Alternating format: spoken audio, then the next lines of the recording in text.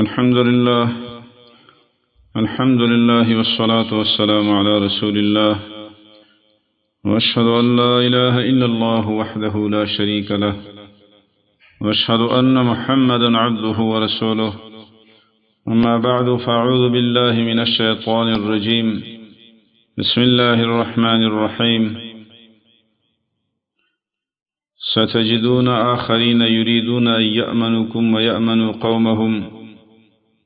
كلما ردوا إلى الفتنة أركسوا فيها فإن لم يعتزلوكم ويلقوا إليكم السلام ويكفوا أيديهم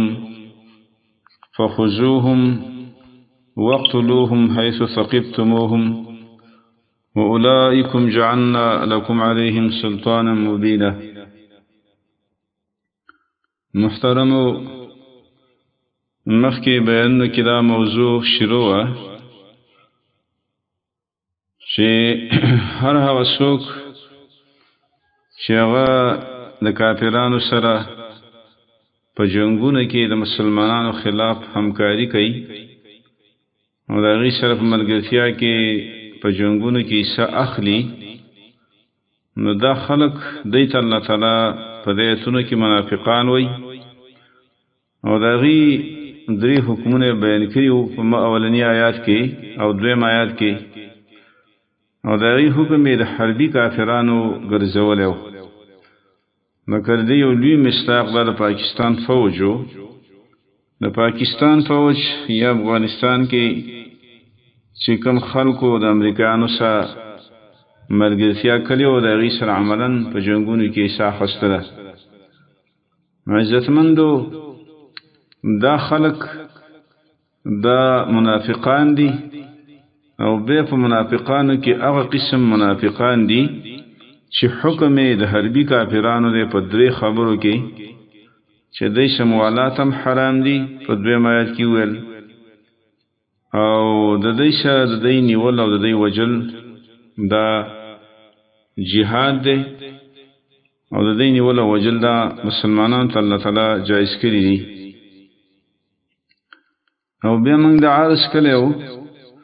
چې د سورة النساء په دغه آیتونو کې چې کوم د اتاتیا نمبر آیات نه شروع کېږي، سورة النساء اتاتیا نمبر آیات نه چې کوم آیتونه شروع کېږي، نو په دې کې د منافقانو څلور قسمونه بیانوي او د هغوی حکمونه بیانوي چې په دې کې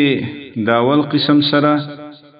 او د څلورم قسم سره جهاد کېږي، د دوی وجل او د دوی نیول جایز دي،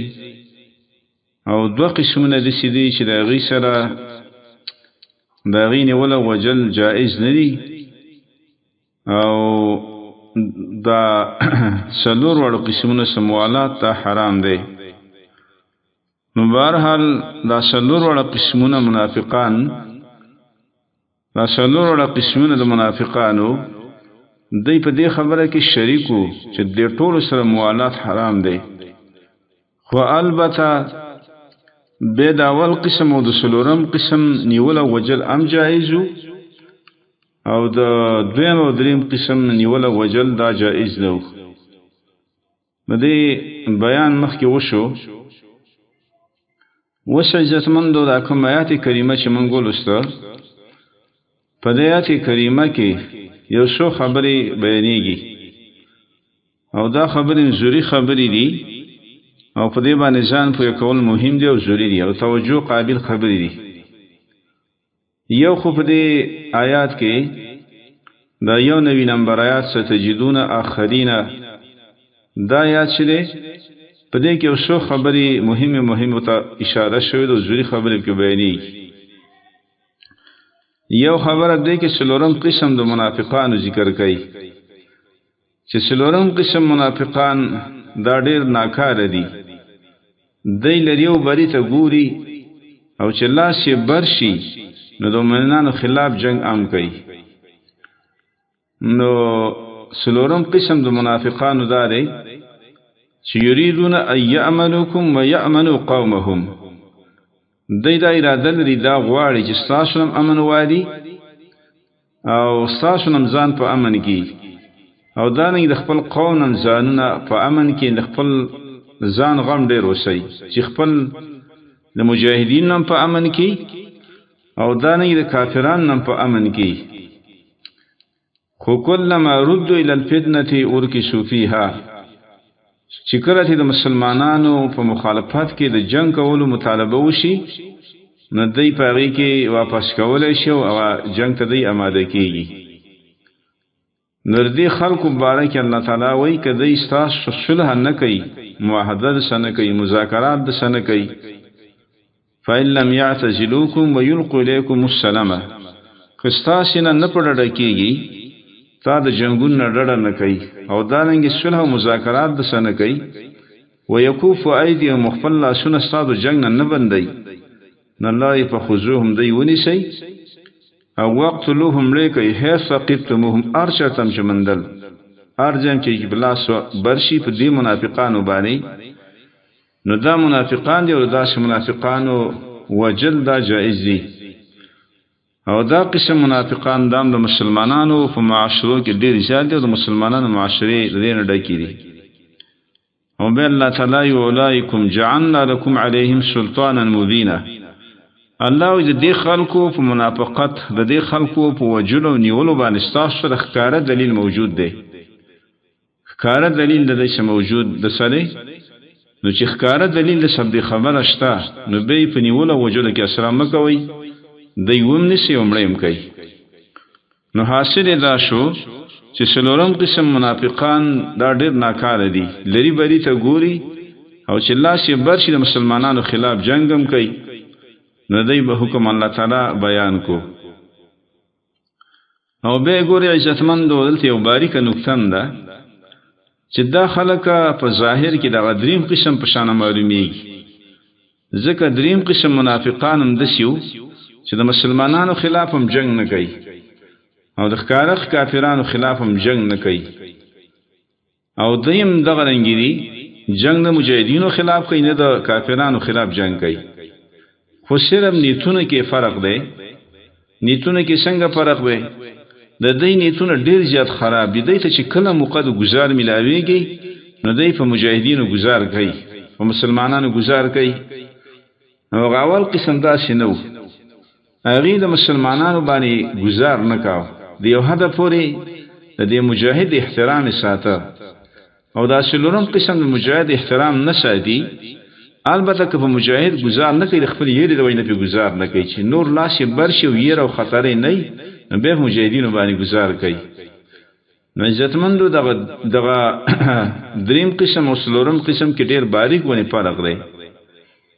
خود دې نیتونم خراب دي او بل دې کې دوکام موجوده ده او بل دې سم مجاهد فضله کې دې فضلونه کې د مجاهدینو هیڅ قدر او احترام نشته چې کله ته مکمل اویږي مجاهدینو گزار کوي نو الله تعالی وی دا خلک چې دی وم نشي عمریم کوي نو عزتمندو دیات مستاقم د پاکستان فوج څنګه چې د اولی دویتونو مستاق د پاکستان فوجو چې د کافرانو سره عملا اول قسم منافقان غو چې هغه د کافرانو سره عملا په جنگ کې برخالي په جنگ کې شرکت کوي نو دا غیم دغه حکم وو څنګه چې دی حکم یو دی د یو دی حکم یو دی خو اول قسم د شیو چې غي عملا په جنگ کې برخه اخیسته ولکه پاکستان فوج عملا د امریکای سره د ناتو سره د قوي اتحادیو په جنگونو کې عملا ډېر زیاته برخه اخیسته و عزتمندو دا څلورم قسم چې د مستاقم دی پاکستان فوج ولی د پاکستان د فوج نه چې کله مطالبه شوې ده د امریکای د طرف نه د بل کافر طرف نه نو دای د غي سره مسلمانانو جنگ ته ویدي آماده او تیاری د دې وجه نه کله چې په امارت اسلامي باندې افغانستان باندې حمله کېدله نو د بوش په یو ټلیفون باندې فرید مشرف ای طلب به کویلو او د غي سره د هر قسم همکاري وعده کړي او عملاً د غي چې د قوي او مضبوط او اتحادي جوړ شوی نو عزتمندو د شلورم قسم مشتاقم جوړیږي به عزتمندو بعض شیطانان داسي هغه د خبرو کې شکوک او شبهات پیدا کوي خلکو ذهن دا کوي نو دا مسله د پاکستان د فوج د ډیره واضحه ده، اظهر من الشمس ده، واضحه مسپټه نه ده، خفي نه ده. اگر چې دې کې روسته موږ به علماء فتوی عبارتونه هم نقل کوو، خو د قران کریم د دې نصوصونو ډیر واضحه ده مسله، خصوصا د سورۃ النساء د ایتونو د نور شنه مسله واضحه شوی د ایتونو کې دې کوم خفا او کوم ابهام نشته. بل خلک تلبیس کوي او تحریف کوي او د فوج نه په هغه اندازه دفاع کوي. بعض براینان مليان د سری چې فوج خپل ځان هغه نه دفاع نه کوي، څونه چې دوی دفاع کوي، ځکه فوج د بعض ظلمونو او د جرمونو اقرار کوي او د فوج قیادت او نور قیادتونه، حکومتي قیادتونه په دې واضح اقرار کوي چې دا جنگونه موږ سره د امریکای د خوشالولو لپاره وکړه، د هغې لپاره موږ چافي وغورځولې او دا نه د هغې لپاره موږ پریشنونه مسلط کړل. هغې په واضح اقرار کوي. خو بعضې نامنهاده ملیان داسې دي چې هغې د دې نه دفاع کوي چې نه دا فوج دا زیاتی نه دی کړی، ظلم یې نه دی کړی، نقصان یې نه دی کړی وغیره. نو عزتمندو د ایتونو کې د پاکستان د فوج حکم ډیر واضحه موجود دی. امید داره چې دې کې د چا شک او شبهه نه وي، خو شاید د ایتونو باندې پوه شي او د څلور ایتونو باندې ځان پوه کول ډیر ضروري او ډیر مهم دي، ځکه د څلور ایتونو کې چې کوم قسم منافقان ذکر شوي دي زمونږ او ستاسو واسطه بار بار راځي او همیشه د دې سره مسلمانانو واسطې په ټول د اسلامي تاریخ کې همیشه لپاره سره مسلمانانو واسطې دغه شوي ده، پاتې شوي دي. بیا دی ګورئ عزتمندو په دې آیت کریمه کې ډېره عجیبه نکته ده، یوه عجیبه خبرې ته کې اشاره شوې ده چې دا کم منافقان لکه د پاکستان فوج چې دوی د کفارو سره کومه همکاري وکړه او د کفارو د همکارۍ په وجه په کم جنګ کې د یخته شي، نو د هغې نه بیا نشي راوتلی. بعضې مفسرینو ډېره عجیبه نکته دې ځای کې دا بیان کړي چې کم منافقان چې د کفارو د همکارۍ په وجه د مجاهدینو سره د مسلمانانو سره په جنګونو کې یخته شي، نو دوی به بیا دې جنګونو نه نشي راوتلی. ولې به نشي راوتلی؟ ګوره عزتمند دی کې الله یو عجیبه تعبیر کړی چې اور کې صوفیها، اور کې صوفی اسمان نسکور په دې کې پریوزي، په دې کې نسکور پریوزي. نو کله چې سړی نسکور وغورځېږي نه به نشي راپورته کېدی، لکه سړی یو ډنډ ته یو کوهي ته یا د کمره نسکور وغورځېږي هغه باید راپورته کېدو نه وتی. نو دغه رنګې چې څوک په داسې جنګونو کې ځان اخته کړي د جنګونو نه بیا نشي وتی. مفسرینو دا نکته لیکلې ده او دا نکته عملا موږ او تاسو له هغې مشاهده وکړه. لکه مثلا د پاکستان فوج د امریکې د همکارۍ په وجه باندې ځان په جنګونو کې اخته کړو د مجاهدینو سره، و د دې جنګ نه د وتو لار نه ورځي، وتی نه شي د جنګ نه. بنیادي د دې جنګ بنیادي مدعي چې وه نو هغه امریکایانو، د دې جنګ بنیادي رهبري او قیادت چا کاو؟ امریکایانو کاو. هغې خپې شپکې کړلې، هغې د دې جنګ نه ځان ویسته. جو بایډن یو خیرتوب وکړو چې کله دې پوه شو چې د مجاهدینو حملې خو ورځ په ورځ ډېرېږي او یقیني په دې اخر کې په حملې به ډېرې زیاتېدلې، د روزانه په حساب باندې بېشمار حملې به کېدلې او بېشمار مړي به کېدل. جو بایډن سوچ فکر وکړو او مذاکراتو له زور ورکړو او ځان یې د جنګ نه ویسته. خو دغه د پاکستان بدبخته فوج هغه د دې جنګ نه ځان نشي ایستلی او د دې جنګ نه به الله وباسي هم نه. او دې نکتې ته د ایتونو کې اشاره شوې ده، ځکه الله تعالی کلما ردوا الی الفتنة ارکسوا فیها، کله چې دوی د مسلمانانو جنګ ته واپس کړی شي او د دوی نه مطالبه او غوښتنه وشي، نو ارکسوا فیها دوی نسکور کړی شي په هغې کې، څه معنا نسکور پکې پرېوځي او چې یو سړی نسکور پرېوځي هغه د راپورته کېدو نه بیا وتلی. نو دغه رنګې د پاکستان فوج او دا خبره فقیر مولوي صاحب ډېره پخوا په بیانونو کې کوله چې دا چې وخت به راشي چې امریکایان به د جنګ نه وځي، افغانستان کې به جنګ ختم شي خو پاکستان کې به جنګ نه ختمېږي. دا خبره ډېر کلونه پخوا هغه به کوله، 100 کاله بلکې زیات نه مخکې به دا کوله او دا خبره عملا موږ ولیده قرآن کریم کې په دې جمله کې ورته اشاره هم شوې او دا نکته مفسرینو دې ځای کې ذکر کړې هم ده. یو بل نکته مفسرینو ذکر کړي دې ځای کې چې ګورئ دا قسم دشمن دا ډېر شری او ډېر خطرناکي او دا د مسلمانانو په دشمنی کې ډېر سخت دریځ وي دا د اور کې صوفي حسمانه په ډېر ناکاره الټه کېدو سره په دې کې الټه شي په ډېر ناکاره طریقه دې الټه کېږي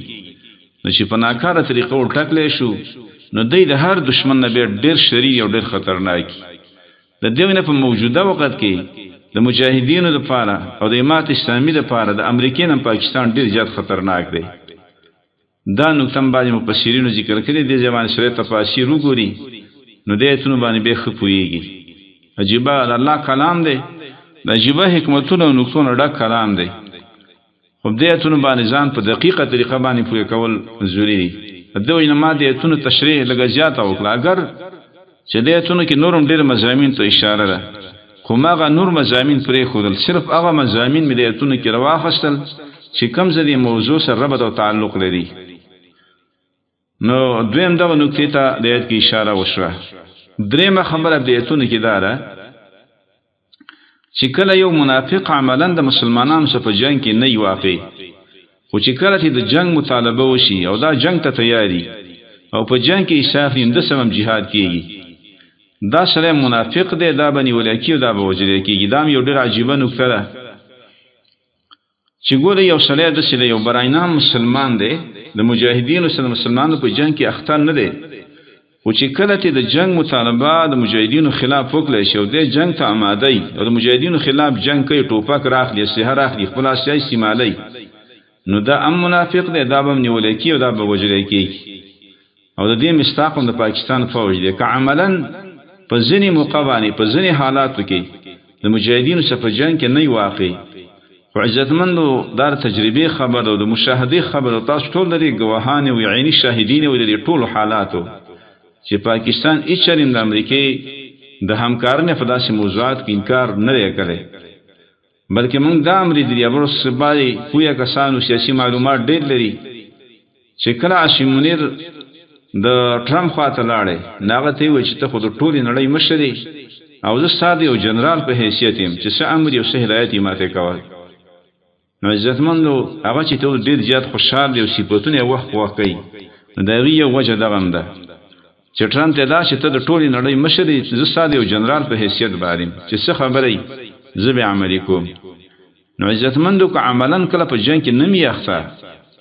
نو یو هغه منافقو چې هغه عملاً په جنگ کې اخته و د مجاهدینو سره د مسلمانانو سره په اول او دویم آیت کې ذکر شو اتات یو کم نوی کې او دا یو نوی آیت کې چې کوم قسم ذکر کوي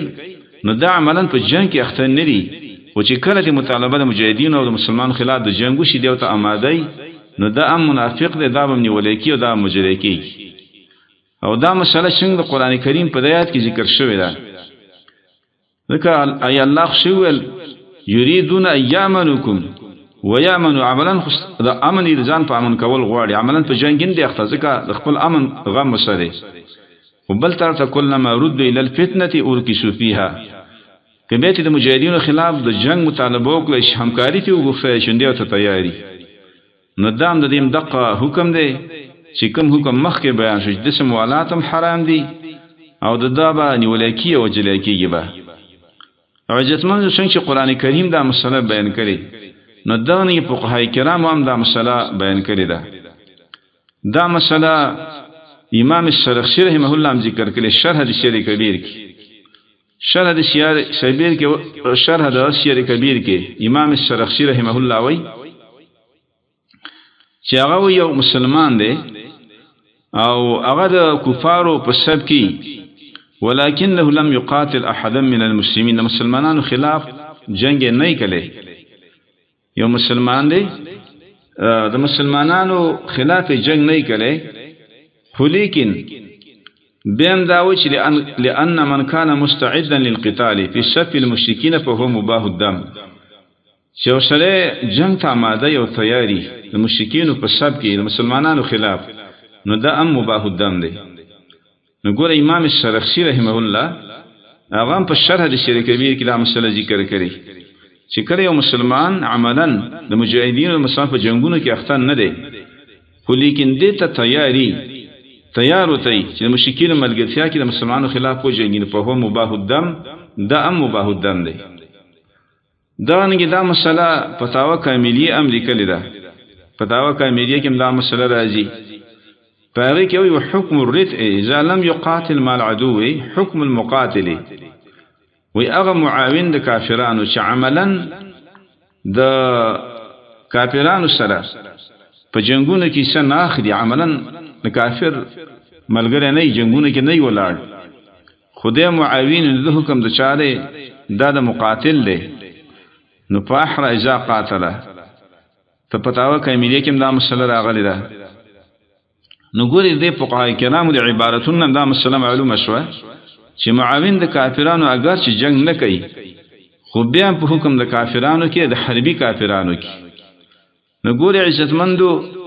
دو قسمه براینا مسلمانان یا منافقان شو یو هغه شو چې هغه عملا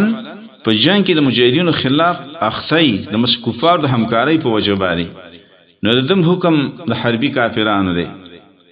او روسه فقهای کرامو دا مې چې د بغات حکم امداش خلکو لور کله خو عبارتونه روسه تفصیلا راځي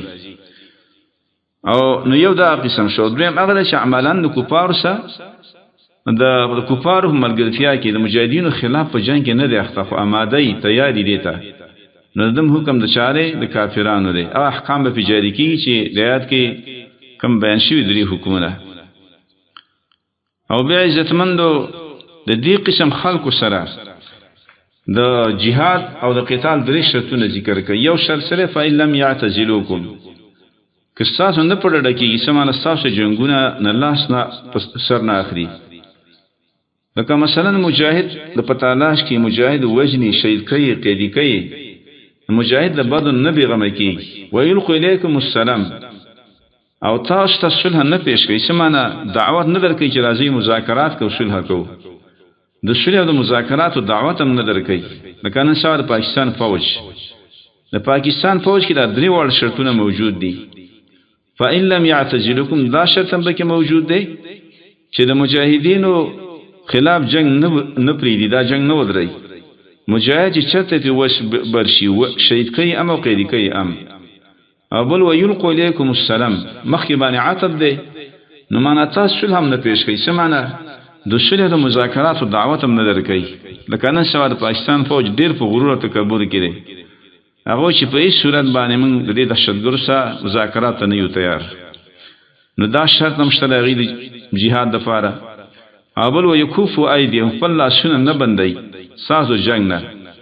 الله به سوی د دې حکمونه بیانې چې په خضوهم الله ودا قسم ونیسي او وخت له هم لري کوي د پاکستان د فوجیانو نیول او وجل دوړه مباح دي او جائز دي او به سوی هي ثقفتموهم مخکې یاد کې ویلي وتاته کې هي وجدتموهم دلته سوی ثقفتموهم د دې باره کې شخص لفظ ذکر کو ځکه دا لفظ د مخکې لفظ په نسبت لږ ډیر سخت دی په دې کې تاکید ډیر دی ځکه دا قسم ډیر بیمان یو ډیر د غیرت یو ډیر دوکاواز دی نه الله چې ارجه کې ومنده ارجه کې سمانا مفسرین وای فی ای محل وجدتموهم فيه من حل او حرم کتا شي په زمینه حل کې ومندل که حرم شریف کې ارجه کې چیو نو دا قسم خلق وجنه مړې کوي الله مسلمانانو ته مسلمانانو دری غافل دي الله را بیداری خو مسلمان په دش خوب باندې غری چې نه را بیداری الله دا قسم منافقان لکه د پاکستان فوج دا چې ارزه کې امتلا صبر شي دا وجنه مړې کوي او دې کې بعض مفسرین لیکلي لکه حدائق الراه والا چې فلا علاج لهم غیر ذلك د دې وجلو د ټکول نه بغیر بل علاج دی ونشته کما ثبت بالتجارب والاختبار وې دا خبر په ډیرو تجربو او امتحانونو ثابت شوې ده داسې منافقانو بارکه تجربي شوي چې دیو علاج هم دقه ټکول دي دغه نیول او دغه وجل دا د علاج دی نه الله ارجه کې چې کو د وظیفې نه راشي په قرباني د مجاهدینو خلاف پیروته نه ولاړ په چاپو کې نمی نو امړې کا او قتل کا چې کوم ځکه په لاس بریږي دی به وجدي کله د مجاهدینو خلاف چاپی وای او کني وای او دغه رنګي کله د مجاهدینو خلاف پیروته ولاړ او کني ولاړ خو چې کله دته امادای چې دینه مطالبه د جنگ وکړي چې د مجاهدینو خلاف د امادای تیاری نو دا قسم خلک په ارزه کې نیولای کی او جلای کیږي با او په نظام خبر الله تعالی دا کوي شولایکم جعلنا لكم عليهم سلطانا مبینا ګوره دې کې واجبه نکته ته اشاره ده او دا نکته چې د ابن عاشور رحمه الله ذکر کړی ده نور مفسرین مت اشاره کړي چې هغه ګوره د دې قسم خلقو په مقابل کې مجاهدین ته بسره دهشتګرد نه وي مفسدان بوته نه وي ظالمان بوته نه وي د دیونه ټي ټي پی والا یا نور پاکستانی مجاهدین د هر چا سره تعلق لري خو چې حالت د فوج خلاف jihad کوي ارشو چی نغی ته دهشتګرد نوم ویل حرام دي دهشتګرد هغه معنا چې کوم د کفارو اصطلاح ده کنه مسلمان خو به دهشتګرد ترهبون به عدو الله او اعزه علی الکافرین وشدة علی الکفار نو مسلمان به شدت پسنی او مسلمان د کفر مقابل کې دهشتګرد وي او دی به سخدری زی خو کوم معنا چې دی دهشتګرد ته کې استعمالي نو سمانه مجاهد ته به مفسد نه وي دی ته به خارجي نه وي دی ته فتنه الخوارج نه وي ولی ځکه دی مجاهدین سلطان مبین موجود دی اولایکم جعلنا لكم عليهم سلطان مبین د دې مجاهدین سره د فوج په خلاف باندې سلطان مبین موجود دی او چې چا سلطان مبین موجودی ناغي ته به سنوي هغه ته فسادی نه وي هغه ته ظالم نه وي هغه ته به خارجي او فتنه الخوارج ته کیدات کې بوتنه بوغات کې بوتنه وي دې ته بخکاره بغاوت نه وي لکه بعضي خلق پاکستان مجبور دي مرعوب دي هغه د الفاظ استعمال کړي دي او څو خف خوشي باندې هغه ته چې د وزر وي او لکه یو تشرنګي ناجتمندو دا ټکی الله دې لپاره وه چولایکم جعلنا لكم عليهم سلطان دې مجاهدین سلطان مبین موجود چا سلطان مبین موجودي هغه فسادی نه هغه ظالم نه هغه خارجي نه هغه باغی نه هغه فتنه الخوارج مستاق نه څنګه مفتي عبدالرحیم بدبخت دا خبرې کړي یا بعض نور درباریان هم پیدا شوي نو ذکر دا ټکی وه نو اولایکم جعلنا لكم عليهم سمعنا د دې په منافقت د دې په نیولو د دې په وجلو دا خو ښکاره دلیل دی چې د کفر په اشاره ستا خلاف استعمالیږي د کفر په اشاره د مسلمانانو د مجاهدینو خلاف استعمالیږي نو دا سلطان مبین دی د په منافقت هم د په نیولو هم او د په وجلو باندې هم عزتمندو دا خو د شپږ بیان د دې سلور آیاتونو په تشریح په خاطر شو او دا مونږ چې د کې اول قسم منافقان او یا سلورم قسم منافقان د دې عملا مشتاق چې د پاکستان فوج دی خو دین علاوه دا خبرم ډیره ضروری ده عزتمندو دې ته کې منګ او تاسو د ډیر هدا پورې راځي ولی ځکه دې ته کې یو قسم د منافقانو دریم قسم منافقان هغه وو چې هغه د مجاهدینو خلاف هم نه جنگي خو بل طرف ته د کافر او د منافق خلاف هم جنگ او jihad نه کوي نو دا ام منافق دی لکه نن سبا اکثریت د مسلمانانو دغه حال دی چې وخت د jihad راشي jihad فرض عیني دروس خلاف jihad فرض عین او د ناتو د امریکانو خلاف jihad فرض عین او د پاکستان د فوج خلاف jihad فرض عین ځکه هغه د دې اتحاد یو قوي غړیو نو د دې خلاف هم jihad فرض عین نو کوم خلکو چې دې جهادونو کې د مجاهدینو سره همکاري ونکړه نو دا ام منافقان دي چې نه مجاهد له یو جوړه بوتان واخصل نه له یو جوړه جامې واخستې نه له خرچه ولېګل نه سره بیتا وکړه او نه د غیر لپاره رهبری وکړه او نه غیر ټیکانه ورکړه او نه سبب نه له یو مرمۍ او کالتوس واخست په هیڅ طریقو د مجاهدینو سره همکاري ونکړه نه د مجاهد په تایید کې بیان وکړي نه کتاب ولیکه نه فتوا ورکړه نو عزتمند د خلک ام منافقان دی هغه ارشوک چی خو به عزتمند د خبر ځان باندې لګول نه دی پکار چې د دینه هم ته د منافقانو نسبت کېږي د نفاق نه اروا خیر او خطر پکاري بخاری شریف کې دی ابي ملائکه رحمه الله قول راځي چې هغه ما ډیر صحابه کرام دي د ټول په ځان باندې نفاق نه لیدل نفاق ډیر خطرناک مرض یو ډیر عام دی دا مرض ډیر عام دی حسن بصری رحمه الله هغه ته چا د منافقانو خبره وکړه چې منافقان ډیر شو هغه ول کده بصری د کوشون د منافقان درې شو تاسو به کوشو کې وایي یعنی واجب به پاتې شي ذکر کوشو بازار د منافقانو ډک بېږي د عمل کا علاقه د بادیان تعمیرونه بلکې د ریټون هم دی خلکو دا شناکار خلکو ګران کړي د سبزیانو د طعامونو د غلو ریټونه چې ګران دي بادیان خلکو تنګي شوي دا د منافقین د هجوم د لاسه تنګي عزتمندو دا خلا په ځل باندې عالم دی خبردار دی د چا شرمول او بیزتی مقصد نه ده خدا خبره د سوچ او فکر ده او دی خبر ته متوجه کېدل پکار دي دا مو یو چې د سختي پاتې ولګول سخت بیان نه وکړه او په دې منافقت کې خو ټول را وستل ځکه منافقت خطرناک مرض دی او ډیر عام دی یعنی زمون په ځون الله عالم دی مخفي او شدید ابتلا سره مخامخ یو اگر چې دغه ابتلا سره دونه عادي شو چې د ابتلا موږ ته احساس هم نه کیږي مو خدا شي وخت یې چې روزانه شهیدان زخمیان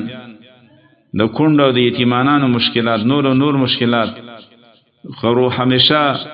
موږ د بمبار خطرې سره چې مخامخ یو بلکې مخکې یو وخت کې زمونږ اجلاسونه او د تحریک د مشرانو درې میاشتې موږ اجلاسونه کړي په درې میاشتو کې زمونږ سره ډرون نن دی ودرېدلي بله موقع باندې 2 میاشتې زمونږ اجلاسونه جاري وو په 2 میاشتو کې زمونږ په سر ډرون نن دی ګرځېدلي نو عزتمند مو خدا شي وخت تیر کو نو خود غرضیم په ځل کې نشته او نو دنیا کم تم او لالچ او کوم د خپل شهرت خواهش دا یو خبر هم په ځل کې نشته خبر شیر درد برزا لپاره کو د چا شرمول او د چا بیزته کول مقصد نه دی عزتمند کو تاسو دا ټول بیان په غور واوریدل نو امید دار احساس مکمل اطمینان وشي ځکه زما اراده ده اگر چې ما ته ډېر تکلیف می بیان نه کی د زړه بیماری می ده د زړه تکلیف مم ده نو په دې حالاتو کې سره په هجرت کې په ډېر مشکلاتو کې په بیمارو کې ناغه چې کوم خبره کې په خود غرضی نه ویل بلا نو عرض می دا کو چې عزتمندو کوم خود غرضی په دې خبرو کې نشته د اسلام په خاطر دا خبره وکړلې چې په چا باندې بری ونه لګيږي او د چا طبيعت په درون نشي کومې خاصه خبره می صحیح کړي الله لري چې د عمل کولو توفیق راکړي کومې افراط تفرید کومې زیاتې غلطي لاندې شوي